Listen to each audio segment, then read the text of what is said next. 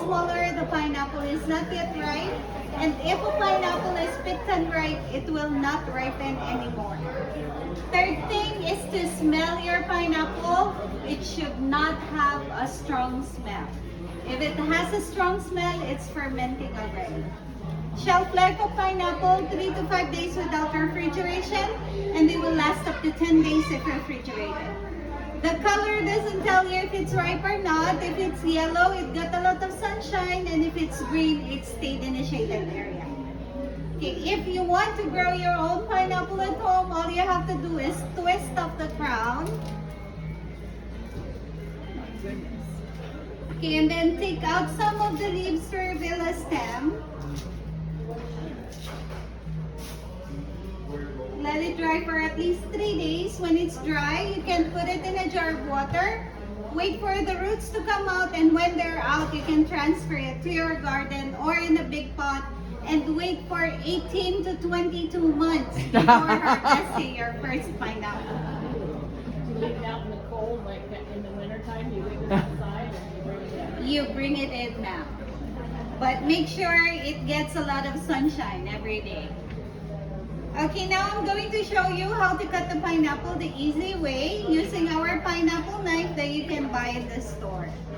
So if you are planning to bring home pineapples with you on the plane, for the 2 pineapples will be your carry-on and 6 pineapples will be one of your check-in luggage. Or if you want to ship it straight to your home, our next shipping date would be on the 27th. For the 2 pineapples, it will be 56. That includes the shipping and the pineapples. You will receive it 2 to 3 days right after the shipping. Okay, take out the core. But don't throw away the core because the core of the pineapple is rich in fiber. You can eat it alone, garnish it into your fruits, or include it into your smoothies.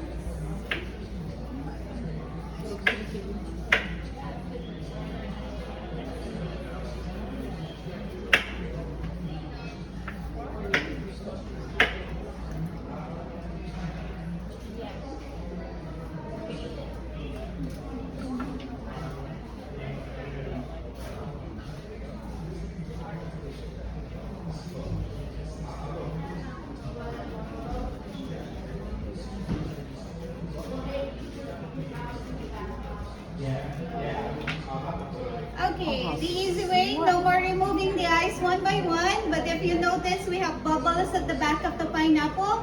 That is the acid that makes our tongue sore whenever we eat pineapples. All you have to do is wash it with tap water before serving it.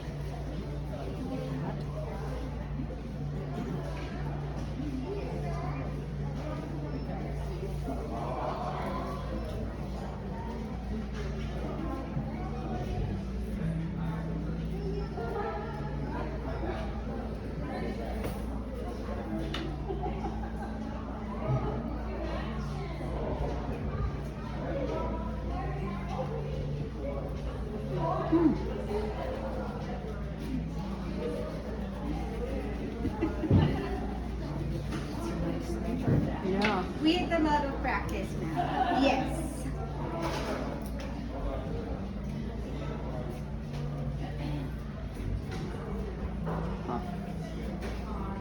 Okay, and one more way of serving your pineapple is to use leaking powder.